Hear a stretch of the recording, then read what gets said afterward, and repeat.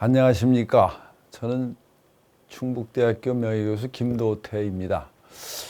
오늘 제가 말씀을 드릴 내용은 제목은 남북협상의 특수성 이해라고 붙여봤습니다.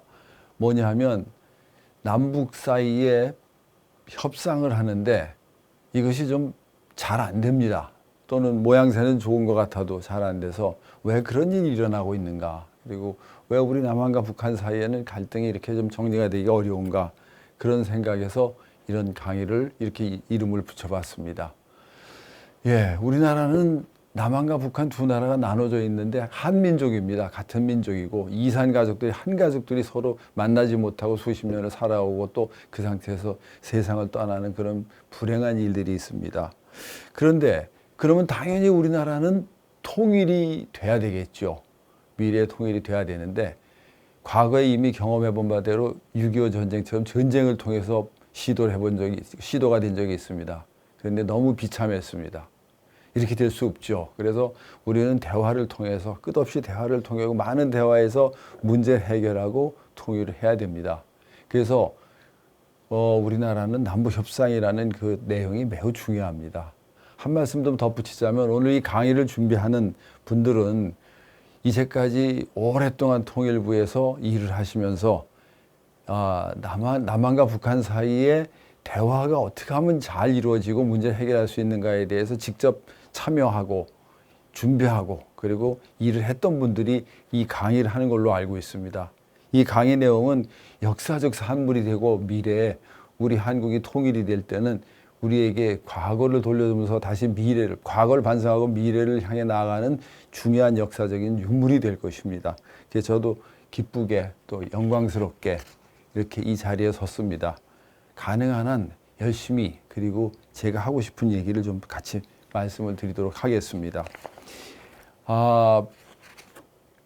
사실 협상이라는 게 뭐냐면요, 전쟁 방식으로 택하지 않고 대화를 통해서 협력을 구하게 되는 그런 보편적인 문제 해결 방법입니다. 물론 전쟁이 이기면 일방적인 이익을 보장받지만 협상은 쌍방이 서로 이익을 보장해줘야 협상이 진행이 됩니다. 이러한 협상을 구성하는 요소에는 매우 이 결과를 놓고 본다면 많은 요인들이 작용을 하게 됩니다.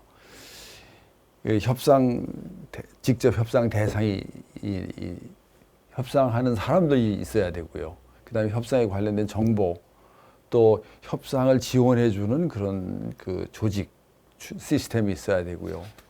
심지어는 중재자도 있어야 되고, 지난번 하노이 협상에서 보듯이 미국과 북한의 지도자들이 하노이까지 가서 만나서 얘기하는 것처럼 그렇게 장소의 중요성도 있습니다. 전략과 전술은 말할 것도 없고요. 다수의 요인이 협상에 영향을 미칩니다. 그 협상에 대한 모습을 잠깐 보여드리겠습니다. 이렇게 협상은 어떻게 이루어지는가, 협상 모델 뭐 이런 식으로 생각을 해서 보면 거기에 협상자들이 하는 태도와 그들이 갖는 그 위치 또는 전략 이런 걸 놓고서 서로 상관관계를 그려볼 수 있습니다. 협력과 갈등이 고협력이 되고 갈등이 적으면 서로 양보하고 서로 대화를 해결하려고 하기 때문에 별 문제가 없습니다. 그래서 이럴 때는 우리가 쉽게 대화를 할 수가 있습니다. 협상을 할 수 있습니다. 그런데 일반적으로 그렇게만 되지 않죠. 협력도 안 되고 갈등이 없어서 좋지만 협력도 잘 안 되는 경우도 있습니다. 이런 경우에 서로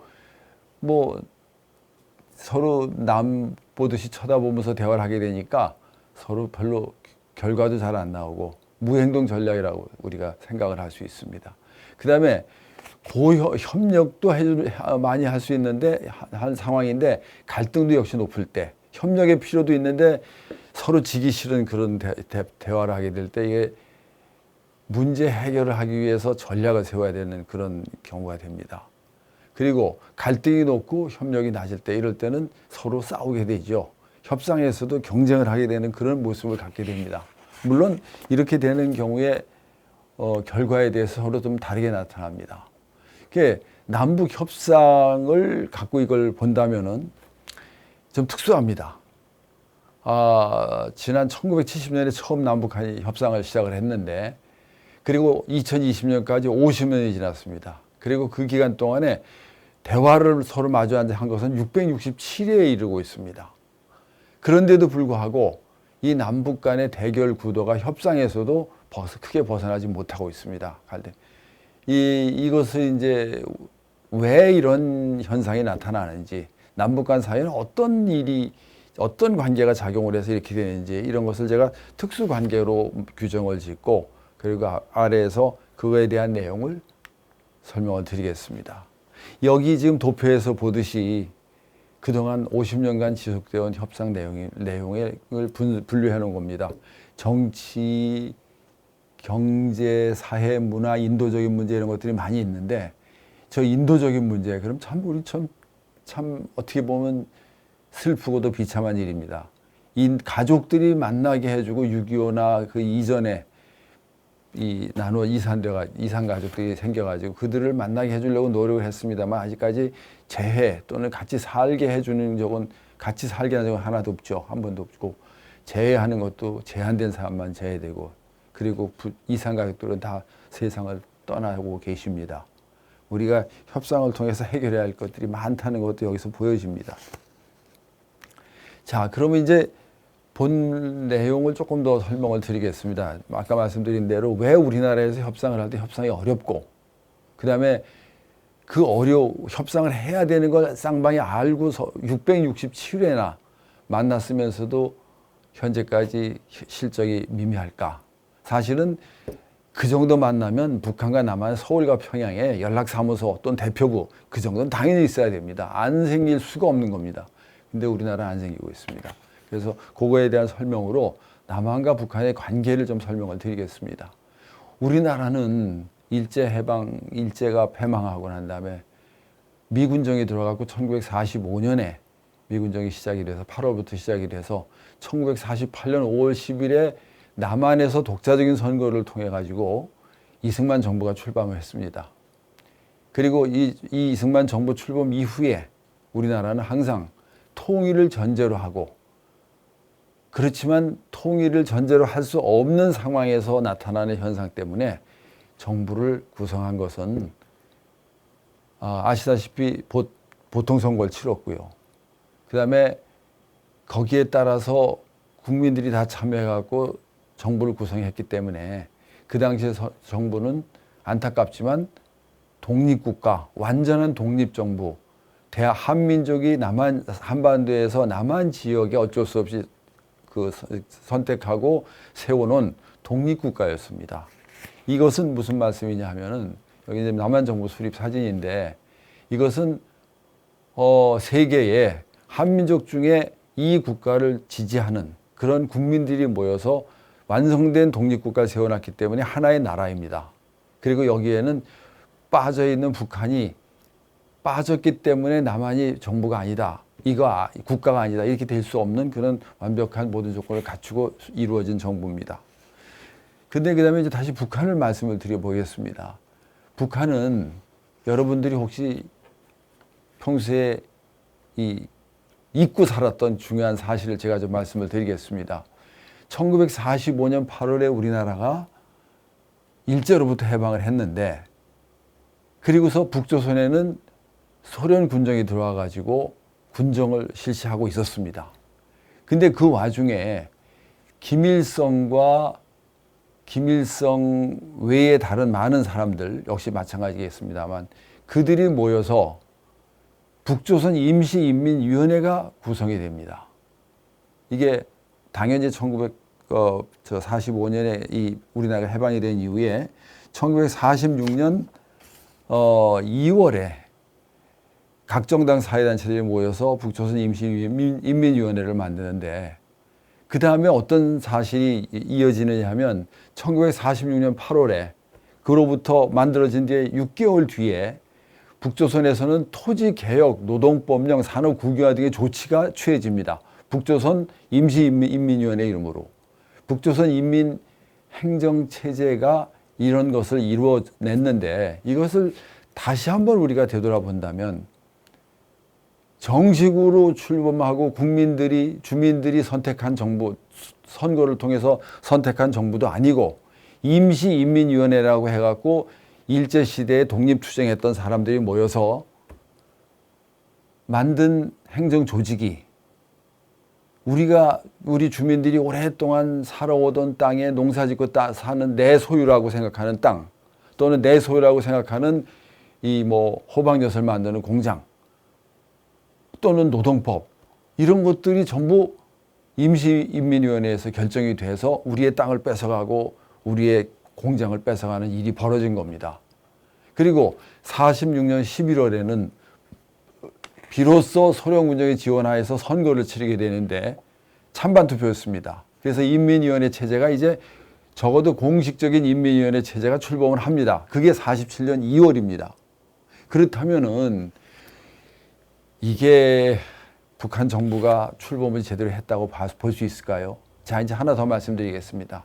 이때 김일성이 민족 해방을 해야 된다고 주장을 하는데 무슨 민족 해방이냐면 일제로부터 해방된 인민해방은 1차적인 해방이고 남조선 인민들이 미제국주의 군정에 의해서 현재 그 수하에서 이 북조선의 그 인민행정체제에 들어있지 못하기 때문에 남쪽의 인민들은 이제 미제국주의에서 다시 한번 속박되어 있는 상태 또는 자본가에 대한 노동자 계급처럼 벗어나지 못하는 상태에 들어가 있다고 얘기를 하는 겁니다. 제국주의 상태에. 이래서 이 상태가 예속 상태가 종료될 때까지 북한의 김일성 체제는 대남 투쟁, 대미국 투쟁을 해야 된다는 겁니다. 그래서 이거를 놓고 본다면 제가 이런 생각을 당연히 할 수밖에 없습니다. 북한 정부는 주민에 의해서 구성되지도 못하고 북한 정부의 북한 체제의 임시적인 정치 체제, 그걸 놓고서 북한 체제가 출발을 했다고 보면 되겠습니다. 조금 더 사진을 좀 보여드리겠습니다. 북한의 임시 체제가 있을 때 저 김일성과 그때 47년 8월의 사진인데 놓고 보면은 46년 7월 놓고 사진을 놓고 보면 저 사람들이 북한을 지배하는 지도자였습니다. 그리고 그때 이미 김일성 북한의 지도자는 저 가운데에 서 있습니다. 저게 40년 사진이고 그 오른쪽에 이들이 임시 체제가 행정 시스템을 작동시켰다는 것을 알 수 있는 사진이 있습니다. 47년도에 인민경제계획 초과 달성표 이래갖고 이런 것이 공식으로 발표되고 있습니다. 47년도에 이들이 북한 정부가 공식적으로 미군정에 물러간 건 역시 48년 10월인데요. 근데 이렇게 이런 것을 보면은 북한의 출발에는 임시성이 있고요. 또 하나는 남한 정부를 인정하지 않는다는 그런 정치적 선택이 있고 미제국주의를 남한 사회로부터 내쫓 몰아야 한다는 그런 제국주의에 대한 저항운동이 지속되고 있었다. 일제에서 그런 성격을 볼 수가 있습니다. 자, 그러면 북한 정부 임시정부라고 제가 말씀드렸습니다. 그럼 한 번 더 보죠. 김일성 정부는 항일로부터 항위로 방향만 바뀐 반외세 투쟁 상태의 주체로서의 논리를 가지고 출범을 했습니다. 남한 정부는 인정을 안 하는 거죠. 그래서 이렇게 남북 정부의 체제를 본다면은 서로의 출발이 다르죠. 북한이 보는 통일, 인민해방 등의 개념은 남북 간 합의를 이룰 수가 없게 만듭니다. 왜냐하면 남한은 여전히 미제국주의로부터 예속돼 있고 그들을 구출해내는, 다시 말해서 미제를 한반도로부터 내쫓아야 되는, 내몰아야 되는 것이 그들이 갖는 궁극적인 목표이기 때문에 미제의 앞잡이로 되어 있는 한국에 대해서 같이 통일을 논의할 수 있는 입장이 있지 않습니다. 북한은 남한을 그들의 인민민주주의 사회로 편입시키기를 원하지만 남한이 미제국주의로부터 해방이 된다는 걸 전제로 하고 그리고 인민해방을 시킨다는 논리로서의 주체입니다. 그래서 여기서 남북 양체제의 특성을 좀 보게 되겠습니다. 자, 한번 같이 한 번 더 본다면요. 남한은 자유의사로 독립정부를 구성한 거고 여기에는 북한이 안 들어가도 대한민국이 그냥 있으면 되는 겁니다. 대한민국은 존재합니다. 그리고 북한은 대한민국이 대한민국이 그대로 있는 한 북한 주도의 통일 요구는 완성된 게 아니라고 보는 겁니다. 북한의 사회주의 이념을 남한은 인정하지 않으니까 북한의 통일 요구는 받아들일 수 없고요. 북한에서는 경쟁적 차원에서 이 북한의 통일 방식을 우리는 유념한 그런 상태지만 남북 관계는 결국 양 정부의 독립성 논리, 체제 이념, 미소 후원자부터 영향을 받는 국제 관계 등을 전부 이유로 해가지고 많은 이질성을 내포하게 되었습니다.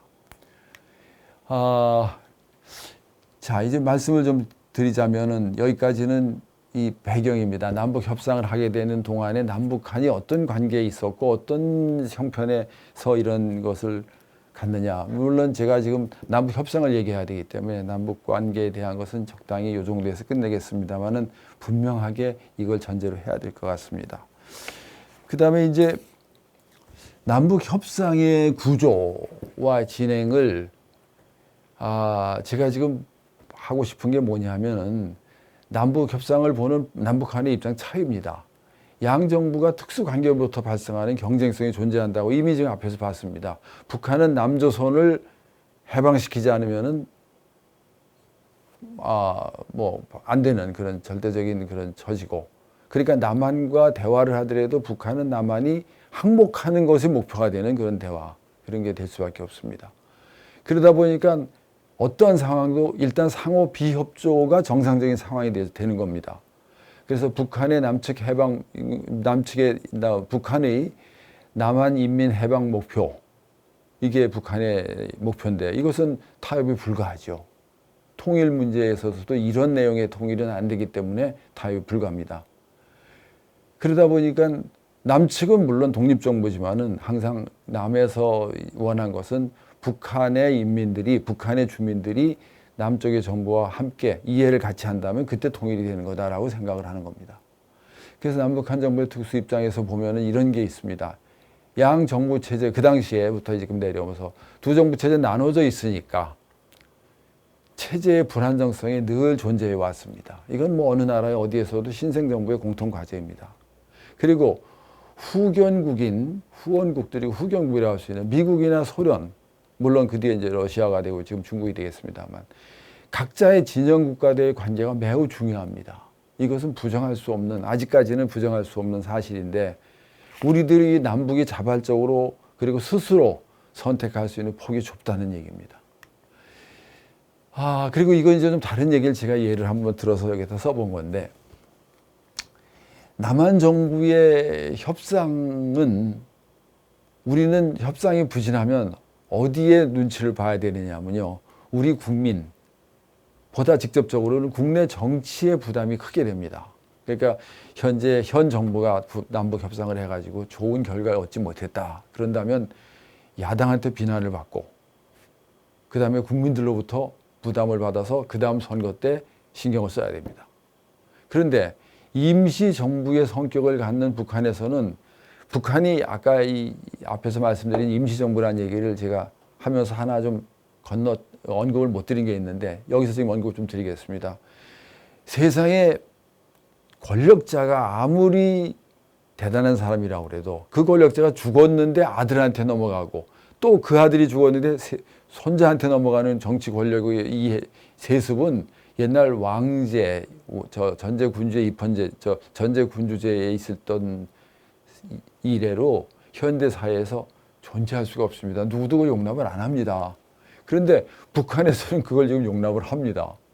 이거는 북한이 아직까지 그 원칙, 아까 이미 말씀드린 대로 통일이 될 때까지 임시정부의 성격을 갖고 있기 때문에 국민들이 권력자를 선택하는 기회를 줄 수 없다는, 주지 않아도 된다는 그런 논리가 그 속에 들어 있습니다. 그래서 김일성 또는 김일성의 아들인 김정일, 그리고 지금 이제 손자인 김정은으로 넘어오면서도 이게 여기서 그 근거를 찾을 수가 있습니다.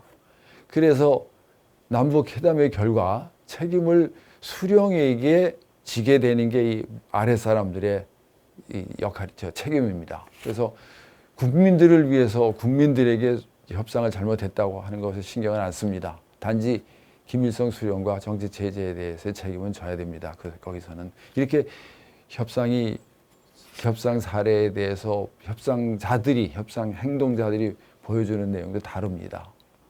한 번 더, 이번 중간에 말씀드렸습니다. 좀 다시 더 넘어가겠습니다.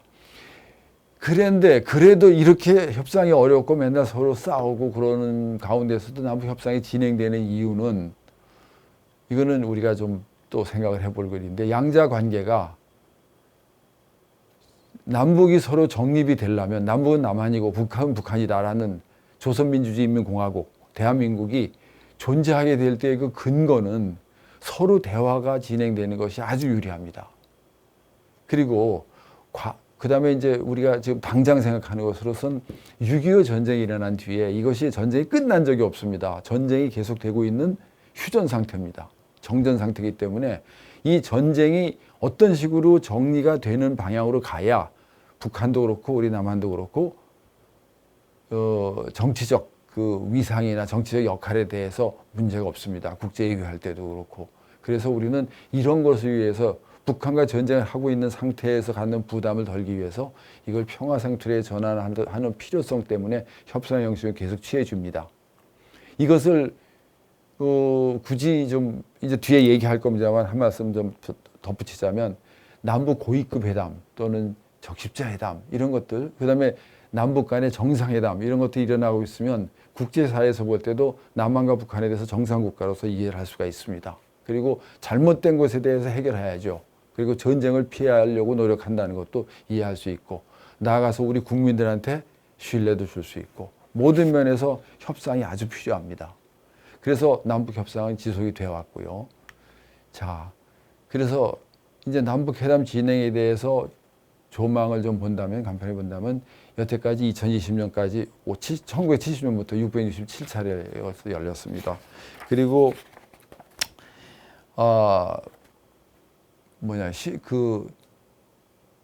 남북 회담이 이미 모두에 말씀드렸다시피 우리가 적극적으로 하려고 합니다. 그리고 북쪽도 대부분 나옵니다.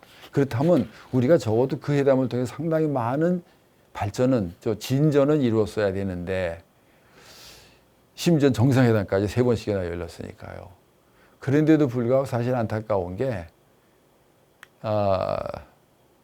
이 특수관계 아까 이미 제가 앞에서 말씀드렸다시피 계속 지속적으로 싸워야만 되는 그런 구조를 만들어 놓고 있는 두 나라 사이의 관계 때문에 이게 진전이 잘 안 되고 있습니다.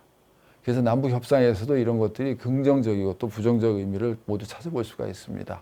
이제 한번 정리를 좀 해보겠습니다. 남북 대화가 1970년대에 처음 시작할 때부터 협상을 시작할 때 그 출발점부터 한번 살펴볼 수 있겠습니다.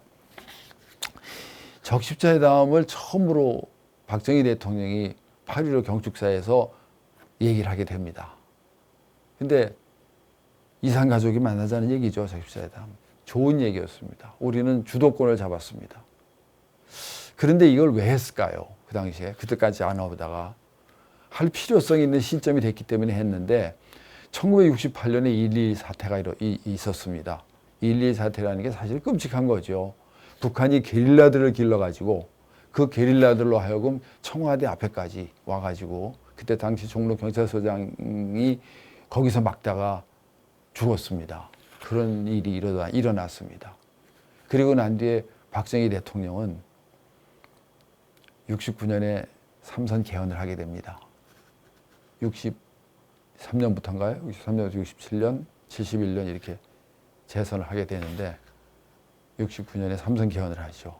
이것도 다 어떻게 보면은 북한의 위협에서 한국의 안전과 한국 사회의 안전과 국민들을 잘 평화롭게 살 수 있도록 한다면은 공고하고 튼튼한 정보가 필요하다는 그런 논리가 성립이 당시에 되는지 안 되는지 모르겠습니다만은 그런 논리가 있었습니다.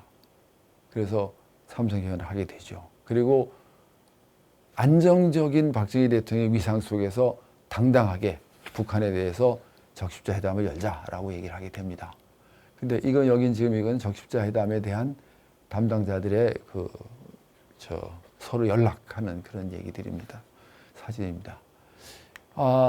이거는 그다음에 이제 그 다음에 적십자 회담에 따라서 연이어 있었던 고위 관계자 그러니까 남북 조조리원회 이우락 씨하고 저 북한의 김영주가 이게 만난 건데 그 당시 상황에서 얼만큼 획기적이었는가를 보여주는 사실 사진들이었습니다. 남북이 전쟁만 하고 있다 이제 평화를 해 마주 앉아 이거 가능하지 않을 것 같았는데 된다.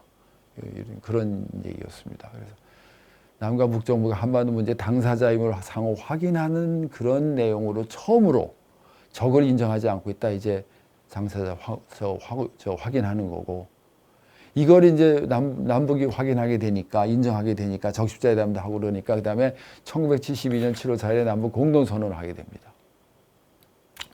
근데 이제 이 남북 협상의 이제 성격을 제가 지금 계속 이제 설명을 해 나가겠습니다만은 이게 뭐냐 하면요.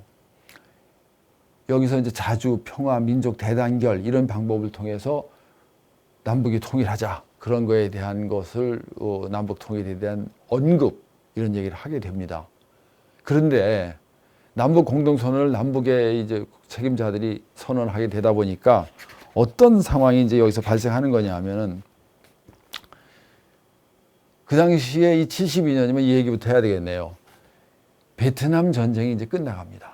베트남 전쟁이 끝나가고 그 다음에 베트남의 북베트남 소위 하노이 정부의 안정적 위상과 소련의 그 지원 이 양자가 서로 물론 친했죠. 그래서 후경 국가였죠. 그렇게 되다 보니까 가운데 낀 중국이 그 이전까지는 소련의 어쩌고 공산 지정에 있었는데 그런데 소련 입장에서는 중국 입장에서는 베트남의 위협을 밑에 두고 소련에 의해서 압박을 받는 것에 대해서 못 참겠다. 그 중국은 사실 그 자리 그 상황을 벗어나고 싶어 했습니다. 여기에 미국의 키신저 당시의 무장관인 사람이 중국을 소련으로부터 떼어내려는 작업 때문에 미중 간에 화해를 모색하게 됩니다. 그래서 탁구 팀도 중국에 보내고 그리고 결국 중국과 미중 사이에 정상적인 관계, 외교 관계를 열게 됩니다. 그러다 보니까 한반도에서도 어떻게 될까? 한반도에 이게 영향을 어떻게 미칠까? 이런 것도 그 당시에 상황이 되고 그렇기 때문에 이렇게 7.4 공동성명을 하게 됩니다.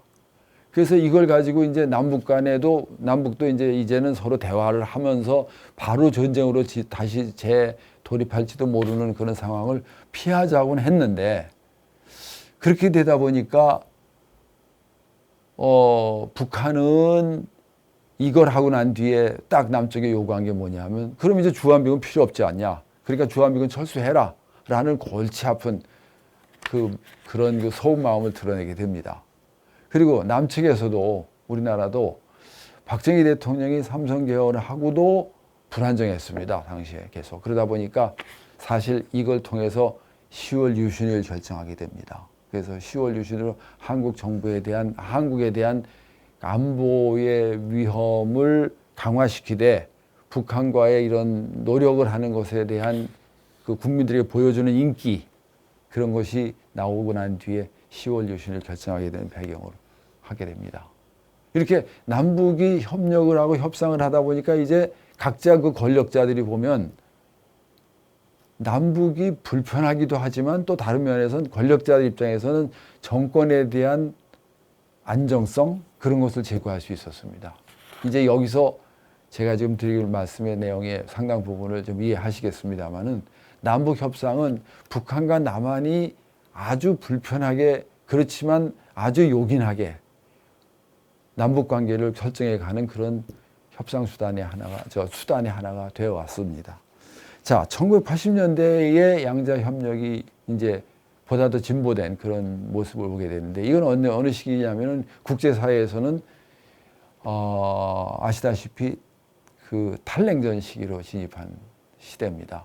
1980년대 중반에 가면은 이제 막 동구라파 국가들은 전부 다 공산주의를 포기하고 혁명적인 그런 사회주의, 자본주의 시장으로 지금 나오게 되는 그런 모습을 가게 되는데 이때는 북한 입장에서도 불편하고 불안한 그런 시기였습니다. 그러다 보니까 우리 남쪽에서 올림픽 대회도 하고 거기 오라 그러고 또 단일팀 만들자고 하면 그것도 받고 그런 시대였습니다. 남북 간에는 타협이 우선 남북 사이에 필요했습니다. 그래서 근데 이제 여기 아주 중요한 것에 하나가 이게 있습니다. 1984년에 우리 충남 지역에 비가 많이 와서 수해가 났는데 북한에서 여기에 수해 물자를 보냈습니다. 북한이 넉넉하진 못했지만 그래도 그 당시까지는 아직 한국하고 큰 차이가 없었을 때인데 이런 그 수해 물자를 보낸 거 이것은 북한도 적극적으로 그 소위 남쪽에 대한 정부의 남쪽 정부를 인정하지 않고 그동안 살아왔던 북한으로 볼 때 수해 물자를 보냈다는 것 이런 것 정도는 남쪽 체제를 인정해주는 아니면 적어도 그런 거에 대해서는 필요한 남한의 역할에 대해서 의지도를 하고 대남 수해 물자 인도하는 회담을 하게 됩니다. 그 다음에 이산가족 재회 그리고 88 올림픽 서울 준비단계 체육회담 이런 많은 것들을 이루다 보니까 당시에 노태우 대통령이 칠칠선언을 하게 됩니다. 이것도 이제 중요한 의미인데 사실은 군사정권, 군사구전 전두환 대통령과 노태우 대통령의 군부에 의한 정권 찬탈이라고 할까요? 80년대, 80년 초에 이런 문제에 대해서 아직도 충분히 벗어나지 못하고 있었던 그 시대, 소위 노태우 정부의 성격을 칠칠선언에서 이게 바꿔주는데 뭐냐 하면 이런 겁니다. 북한과 한편이 돼 있는 북한 공산 진영의 국가들은 우리의 적이다라고 해서 우리가 그들과 협력하지 않는다라는 것이 우리나라의 종래의 외교 노선이었는데 이거를 이제는 북한과 상관없이 우리는 세계의 많은 나라들과 다 그 관계를 열겠다. 그리고 남북 관계 때문에 제한받는 그런 국제 활동, 국제 관계를 우리가 끌어가지 않겠다. 이런 선언입니다. 그러다 보니까 이건 남북 대결 구도라는 것을 어느 정도 털어버리는 그런 전환의 시기가 도래한 겁니다. 이게 노태우 정부가 나중에 말년에 국제관계 폭을 넓히는 아주 긍정적인 변화 시기를 가졌던 것 그리고 우리 국민들한테 긍정적인 그런 정권으로서 자리매김할 수 있었던 한 부분 이건 이 시기에 있었습니다. 그리고 이 시기에는 우리 남과 북도 탈냉전 시대에 대응해 나가던 시기이기 때문에 가능했습니다. 그 다음에 이제 양자협력 가능 시기인 90년대 회담이 이제 오게 되는데 할 얘기가 많습니다. 잠깐 좀 물 한 잔 먹고 할까요?